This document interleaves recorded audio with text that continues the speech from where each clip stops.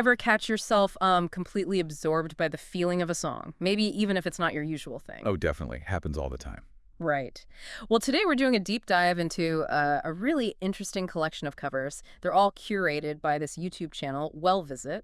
Ah. And we've got a pretty rich stack of material here, transcripts from their versions of songs by, well, everyone from Justin Townes Earle to Led Zeppelin, Wow. Sublime, T-Bone Walker, Chappell Roan, Townes Van Zandt, J. Cole. That's a diverse list already. Jimi Hendrix, Tom Petty, Pearl Jam, Drive-By Truckers, and actually even some of WellVisit's own original music and a few other interpretations. That's fascinating. Just bringing together such different musical voices. It seems like they're exploring some really fundamental human stuff. Exactly. So our mission really in this deep dive is to kind of get beyond just hearing the covers, and really dig into the core emotional threads, the stories running through them. We want to try and offer maybe a fresh way of looking at these songs and the universal experiences they tap into. Okay, so let's kick things off by looking at time, our relationship with time, I guess, as it shows up in these songs. The starting point. First one is Justin Townes Earle's Ain't Waitin'. The lyrics just have this incredibly relaxed feel. I ain't waiting on nothing. I just got nowhere to go. Yeah. It paints this picture like someone completely free from the pressure of schedules or anything. What strikes you about that? Well, it's interesting how that phrase, nowhere to go, it's not presented as like something bad, Yeah. Not anxiety or despair. Right. It's almost like freedom. And then he sort of grounds that lack of urgency in these simple present things. Baby working in the kitchen or hearing the country radio. Mm-hmm. It makes you think, doesn't it? How often we think being busy means having purpose. And here's this viewpoint that finds, well, contentment when that drive isn't there. That's a really good point. Now, okay, let's contrast that with, say, Led Zeppelin's Babe, I'm Gonna Leave You.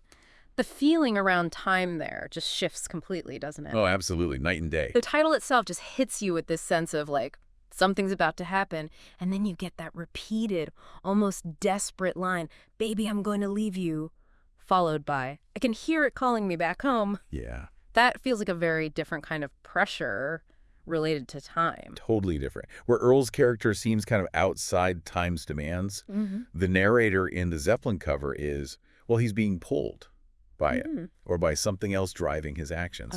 Yeah. And that line about being called back home, it raises so many questions, right? Is it duty?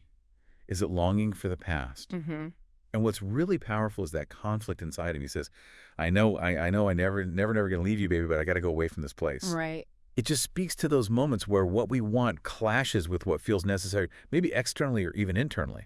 It almost feels like two sides of the same coin. One person embracing the openness of time, the other feeling trapped by its demand. Yes, that's a good way to put it. Then you've got Sublime's Badfish, where the singer hopes the night would never end. That's different again, isn't it? This desire to just freeze time. Exactly. It's not about being free from time like Earle or being driven by it like Zeppelin. It's this wish to just suspend it. Why do you think? Well, maybe to avoid something coming. It suggests wanting to just stay in the present, maybe as a kind of escape from something unpleasant down the road. Yeah. It makes you wonder about our relationship with right now when we actively wish it would just stop. Okay, so we've looked at these different ways time feels in the songs. Let's move on to Departure, Leaving, which is often, pretty complex. That's thorny. Led Zeppelin's cover, like we were saying, is just full of this tension, wanting to stay, needing to go. What else can we sort of pull out from how they portray leaving? Well, beyond that central conflict, the fact that he keeps saying, I'm going to leave you, it almost sounds like he's trying to convince himself, maybe as much as her. Yeah, I hear that. And the delivery is so raw, almost desperate sometimes.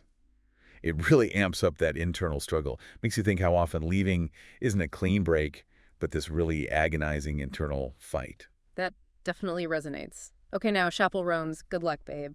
That's a really different kind of goodbye. There's a sharpness to it. Oh, yeah. Lines like, you don't want to call it love, and then repeating good luck, babe, but with this undercurrent of, I don't know, bitterness. It's pretty striking. That repetition of good luck, babe is really interesting. At first, it sounds like, okay, standard farewell. Right. But then, as you realize it's about unrequited love, it takes on this almost sarcastic edge. resigned, maybe? Like she's saying the words but meaning something else entirely, kind of, wounded dismissal. Yeah. It really highlights how goodbyes can be loaded with unspoken stuff. Politeness covering up deeper hurt. And then there's Townes Van Zandt's Pancho and Lefty, where the departure is so final, but it's wrapped in this, like, enduring mystery. Ain't nobody knows what really happened to them. They went separate ways, and the song just kind of lingers on the aftermath, the unknown.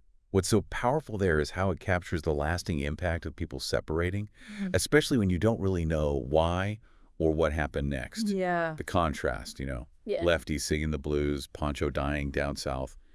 It paints this picture of different paths and the questions that hang around when shared journeys just end.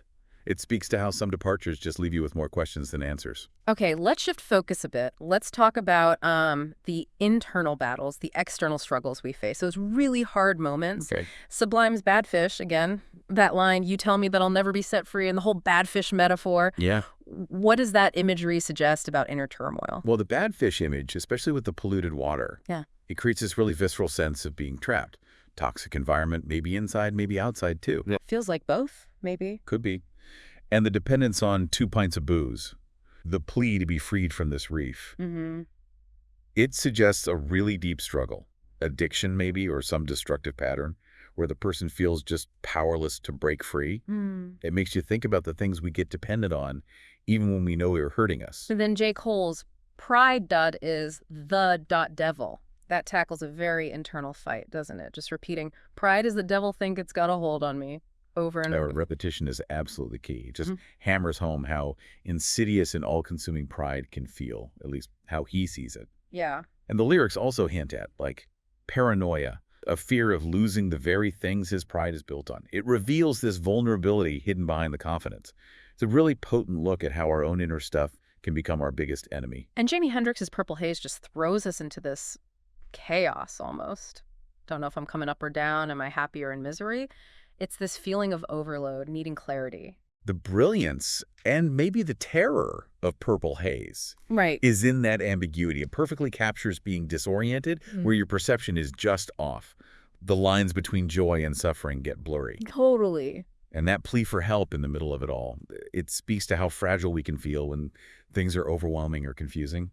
Now, Drive-By Truckers Tornadoes shifts that struggle completely. It's the sudden, brutal external force, came without no warning. Yeah. And that line that keeps coming back, sounded like a train, creates this terrifying image of something totally beyond control.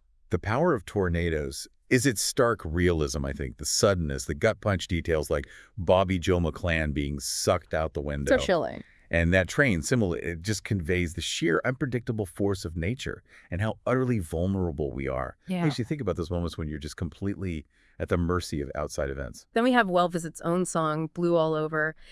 It's just this really raw expression of being swamped by sadness, the weight of the past after losing someone. Memories haunt me, I can't escape the past, and this feeling of being just consumed by sorrow. Blue All Over really nails that feeling of being totally saturated by grief, doesn't it? The rain imagery mirroring the inside feeling, the inescapable memories. Yeah. It speaks to how loss can just seep into every part of you, leaving you feeling stuck in that cycle of sadness. Okay, let's try and turn a corner now. Look at the search for something new, maybe? Good idea. A little hope. We'll visit something new opens with this real burst of optimism. Oh, I found something new in the morning light with sky so blue. It feels all about new beginnings, connection. Yeah, the start of something new is so full of hope, isn't it? Possibility.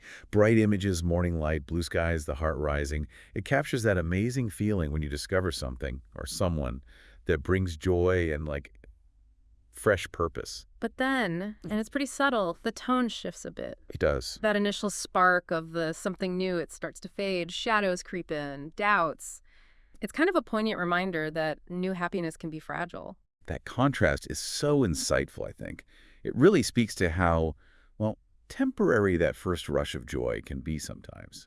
And how challenges, uncertainties, they can find their way into even the best beginnings. Yeah. It highlights the work it takes, doesn't it, to keep happiness and connection going beyond that initial spark. Okay, so finally, let's explore resilience. Hope. Finding those little glimmers of light, even when things are tough. Right, the flip side. Tom Petty's Running Down a Dream is just pure forward energy. working on a mystery, going wherever it leads. It feels like actively chasing something positive, even if you don't know where you're going. Running down a dream is such a great example of determined optimism. It's about taking charge, moving forward with purpose, embracing the unknown, but with this basic belief that something good could happen. Yeah. It's that active choice, isn't it, to just keep going, even when the path isn't totally clear. Pearl Jam's Smile offers maybe a more understated kind of resilience. Quieter. Don't it make you smile when the sun don't shine at all? There's this definite feeling of loss underneath. I miss you already. I miss you always. But still, finding a reason to smile despite it all. The beauty of Smile is in that quiet strength, I think. It acknowledges the pain, the absence, but still finds a little flicker of joy in unexpected moments. Yeah. It suggests a resilience that isn't about denying sadness, but finding light even when sadness is right there. It's a powerful reminder of our ability to find reasons to carry on even through grief. T-Bone Walkers call it Stormy Monday. That gives us this cyclical view of hardship, right? But even within that cycle, there's always this looking forward to better days. Exactly. Saturday, I go out to play. Sunday, I go to church. I get down to pray. It's this weekly rhythm of struggle, but also hope. Stormy Monday shows beautifully how we find patterns of hope even within life's tough cycles. Looking forward to Saturday's break, the comfort of Sunday.